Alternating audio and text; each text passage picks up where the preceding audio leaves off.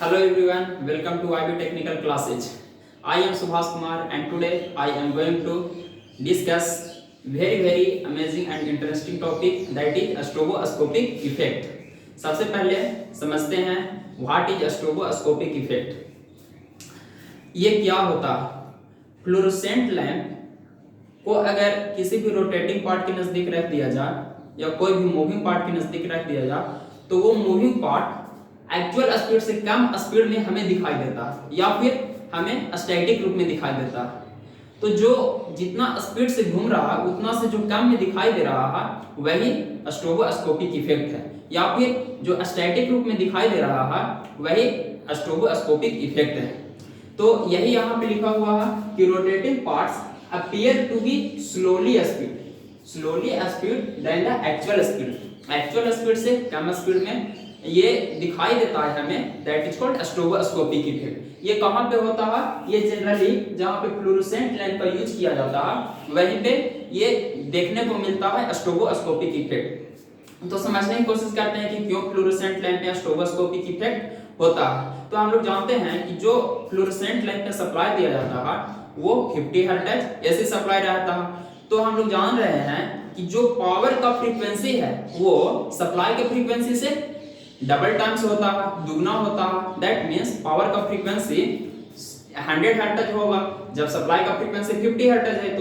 तो जितना फ्रीक्वेंसी से पावर जो दिया जा रहा है उतना फ्रीक्वेंसी से मेरा लाइट भी ऑपरेट होगा। दैट मींस यहाँ पे इलेक्ट्रिकल एनर्जी कन्वर्ट हो रहा है लाइट एनर्जी में, तो लाइट एनर्जी भी उतना ही फ्रीक्वेंसी से ऑपरेट होगा जितना कि आपका पावर का फ्रीक्वेंसी है। तो यही कारण है स्ट्रोबोस्कोपिक इफेक्ट होने का। दैट मींस हम यहाँ पे कह सकते हैं कि ये वाला आपका हो गया electrical energy, electrical power supply 50 hertz पे ऑपरेट कर रहा है, 50 हर्ट्ज पे ऑपरेट कर रहा है। लेकिन जो पावर का मिलता है पावर वो 100 हर्ट्ज मिलता है, इस प्रकार से मिलता है 100 हर्ट्ज पे ये आपका पावर मिलता है। तो इतना ही फ्रीक्वेंसी से आपका लाइट भी ऑपरेट होता है, लेकिन हमें पता नहीं चलता है वो स्ट्रोबोस्कोपिक इफेक्ट। मतलब कह सकते हैं कि कम बेसी जो आपका लाइट का इंटेंसिटी में होना या फिर जो लुमिनियस फ्लक्स कम बेसी हो रहा है वही आपका स्ट्रोबोस्कोपिक इफेक्ट है। लेकिन इतना वो जल्दी होता है इसीलिए हमें उतना पता नहीं कर पाते हैं, उतना मेरा आंख डिटेक्ट नहीं कर पाता, इतना सेंसिटिव मेरा आंख नहीं है। तो ये जनरली कितना हो जाएगा? ये वाला तो 20 मिलीसेकंड एक साइकिल ऑपरेट करने में होगा। तो अगर देखें पावर का कितना टाइम पीरियड होगा तो 10 मिलीसेकंड। तो 10 millisecond is very small time for detect our eyes. So यहाँ पे हमें दिखाई नहीं दे रहा, लेकिन अगर ये 10 मिलीसेकंड पे ये ऑपरेट हो रहा है और इतना ही टाइम पीरियड पे अगर किसी भी मशीन जो वहां पे उतना फ्रीक्वेंसी से वो रोटेट कर रहा है अगर उसके समीप रख दिया जाए तो इसका फ्रीक्वेंसी और उसका फ्रीक्वेंसी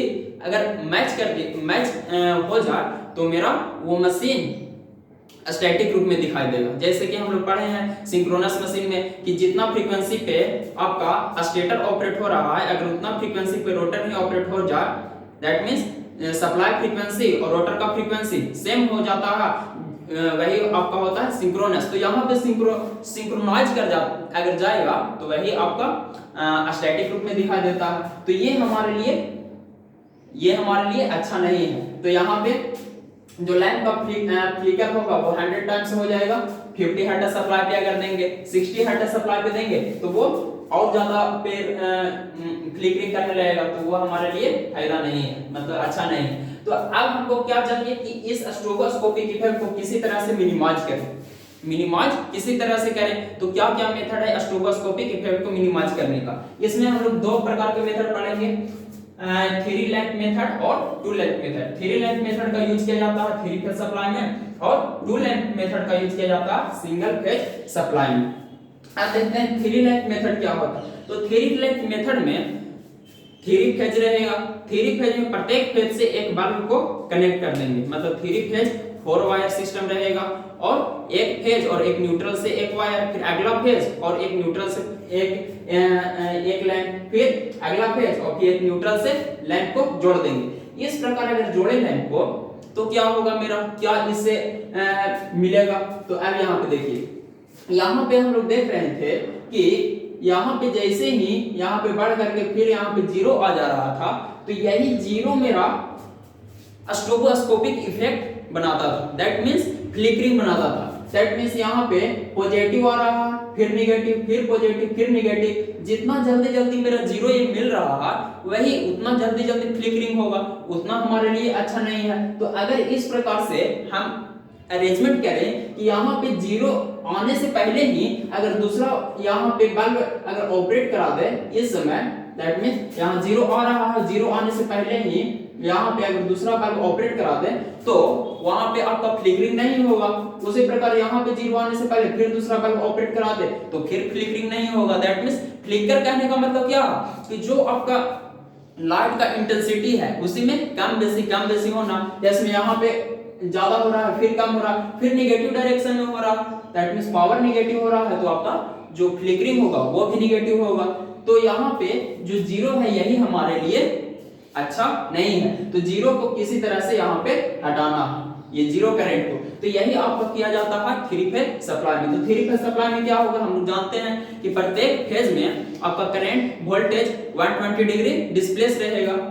तो यहाँ पे तीनों फेज का बनाया गया है ग्राफ, यहाँ पे यही आपका फेजर डायग्राम है, यहाँ पे बनाया गया ये आर वाई बी।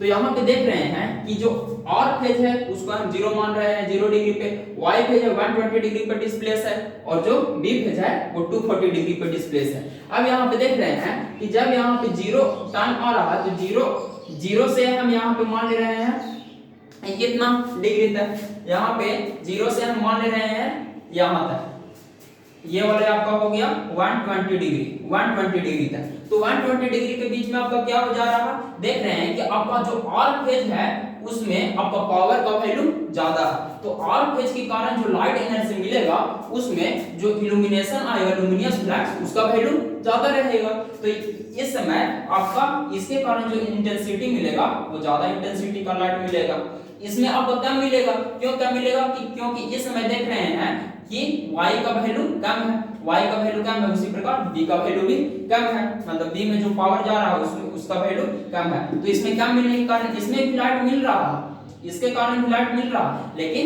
कम मिल रहा है। उसी प्रकार जैसे ही आगे बढ़ रहे हैं इसके बीच देख रहे हैं, यहाँ और यहाँ के बीच देख रहे हैं, तो इस समय जो y में पावर होगा उसका वैल्यू ज्यादा होगा, इसके कारण जो ल्यूमिनियस फ्लक्स मिलेगा नंबर ऑफ लूम में वो ज्यादा मिलेगा। ज्यादा मिलने के कारण क्या होगा, ये आपका बल्ब इस समय ज्यादा लाइट देने लगेगा, ये ज्यादा लाइट देने लगेगा, ये ज्यादा लाइट देने लगेगा, इस समय आपका ये कम देगा, उसी प्रकार ये बल्ब आपका कम देगा।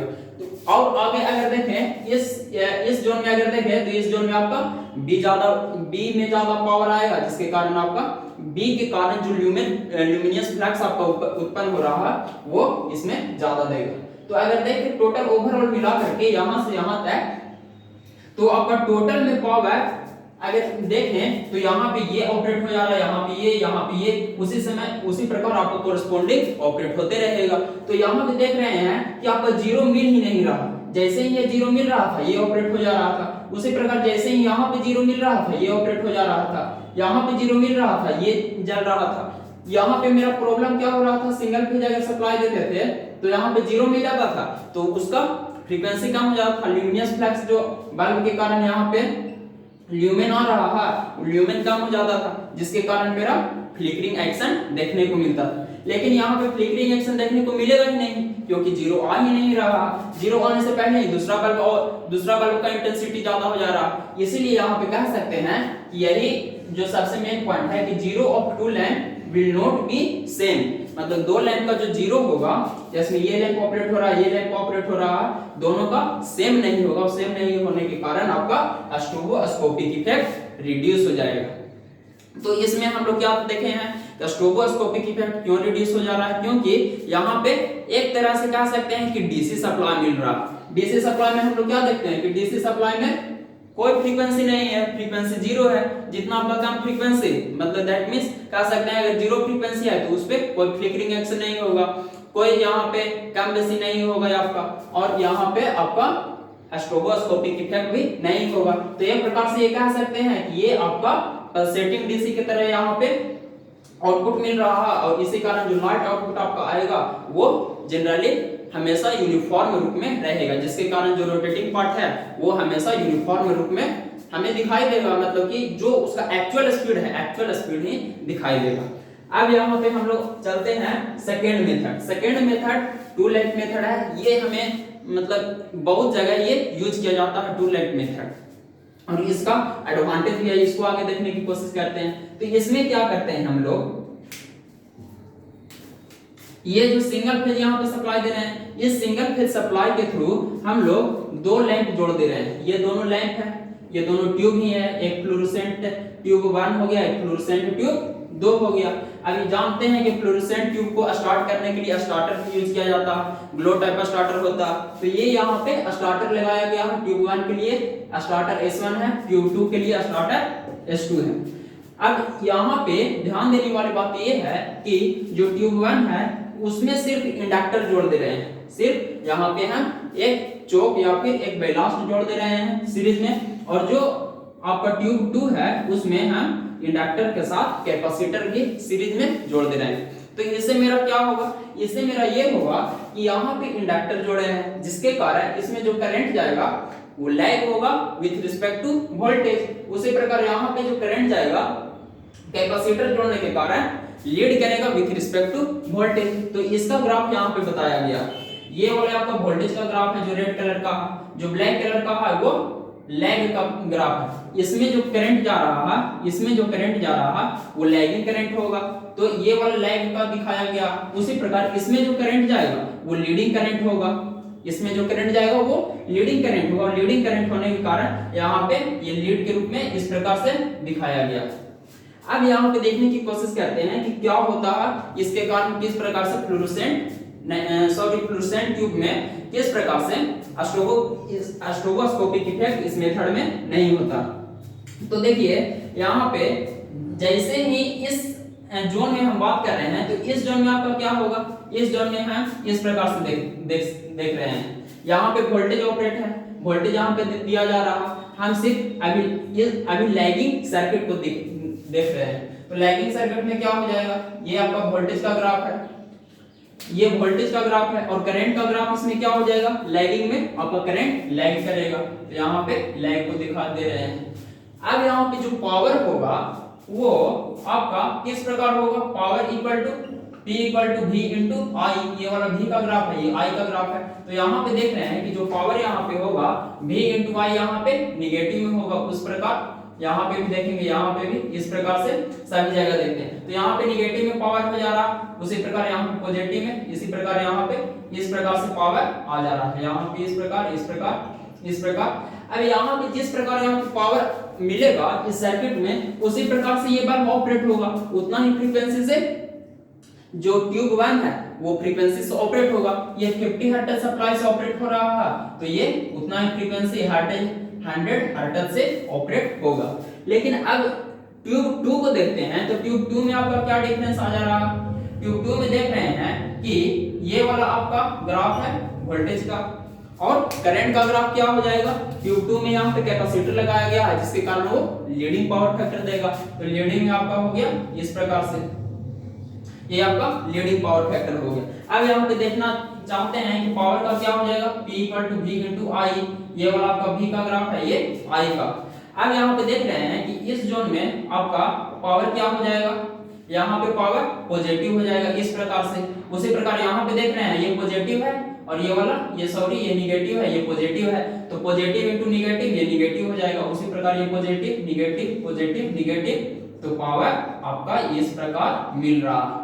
तो ये जिस प्रकार से ये ऑपरेट हो रहा है, जितना पावर इसमें जितना फ्रीक्वेंसी से ऑपरेट दिया जा रहा है ये पावर, उतना ही फ्रीक्वेंसी से आपका लाइट भी ऑपरेट होगा। दैट मींस जो यहाँ पे ल्यूमेन मिलेगा वो इसी प्रकार यहाँ पे आएगा, उसी प्रकार यहाँ भी जो ल्यूमेन मिलेगा वो इस प्रकार आएगा। अब यहाँ पे देख रहे हैं कि यहाँ दोनों बल्ब को एक साथ कनेक्ट कर दिया जा रहा है। अब जैसे ही एक साथ कनेक्ट यहाँ पे पैरेलल में कनेक्ट किया जा रहा है, तो जिस समय ये ऑपरेट हो रहा है, जिस समय हम ट्यूब 1 को देख रहे हैं, अभी ट्यूब 1 को देख रहे हैं, तो ट्यूब 1 जब इस प्रकार ऑपरेट हो रहा है, निगेटिव डायरेक्शन में उसको पावर मिल रहा है, तो इसको पावर कब मिल रहा है, पॉजिटिव डायरेक्शन में। इसका मतलब क्या है कि ट्यूब 1 का इंटेंसिटी कम है, मतलब कि थोड़ा थोड़ा ये लाइट दे रहा है, तो ट्यूब 2 आपका बहुत लाइट दे रहा है। क्यों बहुत लाइट दे रहा है?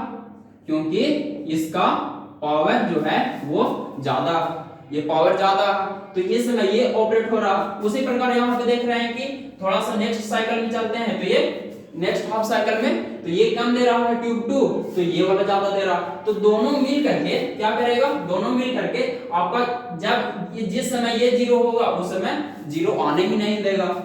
दैट मींस जीरो कहने का मतलब क्या है कि जब इसको पावर नहीं मिलेगा तो इस समय ये ऑपरेट होने लगेगा। तो यहाँ पे हम लोग यही देख रहे हैं कि ये वाला जो आपका साइकिल बन रहा है वो दोनों के रिजल्टेंट के रूप में ये आपका लाइट आउटपुट मिल रहा है हमेशा। अब यहाँ पे जीरो हो ही नहीं रहा है, जैसे भी यही लिखा गया है कि here also zero crossing of two lamp is not seen, मतलब कि दोनों लैंप का जीरो एक समय नहीं होने के कारण यहाँ पे स्ट्रोबोस्कोपिक इफेक्ट नहीं आएगा। स्ट्रोबोस्कोपिक इफेक्ट आने का कारण क्या था, यहाँ पे जीरो आ जा रहा था। जीरो आने का मतलब एक समय तो ज्यादा इंटेंसिटी से लाइट आउटपुट दे रहा, फिर एक समय एकदम जीरो कुछ नहीं दे रहा, फिर एक समय फिर ज्यादा इंटेंसिटी से देने लग रहा। तो ये यहाँ पे जब जीरो यहाँ पे आएगा, जब जीरो यहाँ पे आएगा तो जीरो आने के कारण यहीं पे देख रहे हैं, जब ये जीरो यहाँ पे आएगा T1 यहाँ पे क्या, यहाँ पे ये वाला लीड वाला सॉरी लाइक वाला यहाँ पे T1, जब ये जीरो यहाँ पे आएगा तो जीरो आने के समय आपका जो ये वाला ऑपरेट होने लगेगा, इसका मैग्नीट्यूड ज्यादा है तो ये ऑपरेट होने लगेगा, तो जिसके कारण ये ज्यादा आपका लाइट आउटपुट देगा। तो इस प्रकार देख रहे हैं कि यहाँ पे जीरो एक समय नहीं आ रहा, जीरो एक समय नहीं आने के कारण स्ट्रोबोस्कोपिक इफेक्ट रिड्यूस हो जा रहा है। अब ये जो हम लोग मेथड यूज कर रहे हैं वो जनरली हम लोग यूज करते हैं सिंगल फेज मेथड में, सिंगल फेज सप्लाई में टू लाइन मेथड, और ये हमें बहुत ही एडवांटेज देता है, इसलिए हम लोग इसका यूज कर रहे हैं। इसका एक एडवांटेज सबसे मेन ये है कि इसका जो टोटल ओवरऑल पावर फैक्टर होगा वो यूनिटी के बराबर हो जा रहा है, cos फाई यूनिटी के बराबर। इसका कारण क्या है, क्योंकि यहाँ पे जो हम लोग इंडक्टर और कैपेसिटर इस प्रकार लगाए हैं कि ताकि जो आपका पावर फैक्टर दे वो 0.5 के बराबर दे, पावर फैक्टर 0.5 के बराबर दे, वो लीडिंग होगा कैपेसिटर लगाने के कारण, और यहाँ पे 0.5 पावर फैक्टर लैगिंग दे। अब यहाँ पे देख रहे हैं कि इस प्रकार अगर यहाँ पे ग्राफ इसको खींचे, ये वाला आपका वोल्टेज हो गया, वोल्टेज यहाँ पे हो गया। अब यहाँ पे इसका ग्राफ खींच रहे हैं तो ये वाला यहाँ पे 60 डिग्री हो जाएगा, 60 डिग्री आई लैग हो जाएगा, आई लैग। अब इसका ग्राफ खींचे तो ये वाला 60 डिग्री आई लीड हो जाएगा, आई लीड यहाँ पे। अब दोनों का अगर रिजल्टेंट देखे तो दोनों का रिजल्टेंट जो होगा करंट का इस प्रकार से, तो लगभग इसी पे आपका आएगा आई रिजल्टेंट। तो आई रिजल्टेंट यहाँ पे V और Y के बीच लगभग 0 डिग्री या कुछ रहेगा 1 डिग्री, तो जिसके कारण यहाँ पे टोटल जो आपका इसमें आई रिजल्टेंट जो आ रहा है, टोटल आपका पावर फैक्टर यूनिटी के बराबर देगा, जो हमारे लिए बहुत ही अच्छा, बहुत ही एडवांटेज है, इसीलिए इसका जनरली यूज करते हैं। यही आज का सबसे मेन टॉपिक है। टॉपिक ये कि इसमें हम लोग क्या क्या सीखे कि किस तरह से हम लोग स्ट्रोबोस्कोपिक इफेक्ट को रिड्यूस करते हैं 3 मेथड के द्वारा। फर्स्ट क्या हो गया, 2 मेथड के द्वारा। फर्स्ट क्या हो गया, 3 फेज में हम लोग 3 लेंथ मेथड का यूज करते हैं और सिंगल फेज में 2 लेंथ मेथड का यूज करते हैं। 3 फेज में जैसे यूज करेंगे तो एक लैंप का जब 0 आता है तो उससे पहले ही दूसरा लैंप ऑपरेट हो जा रहा है, मतलब कि दूसरा अपना फुल इंटेंसिटी दे रहा है। उसी प्रकार दूसरा का जैसे ही 0 आता है उससे पहले ही थर्ड का फुल इंटेंसिटी आने लगता है। तो इस प्रकार से जो दो लैंप के बीच का जो 0 है वो सेम नहीं हो पा रहा। उसी प्रकार यहाँ भी 2 लैंप के जो 0 है कोरस्पोंडिंग 0 वो एक बार नहीं आ रहा है, और इसके कारण मेरा स्ट्रोबोस्कोपिक इफेक्ट रिड्यूस हो जा रहा है। So thank you.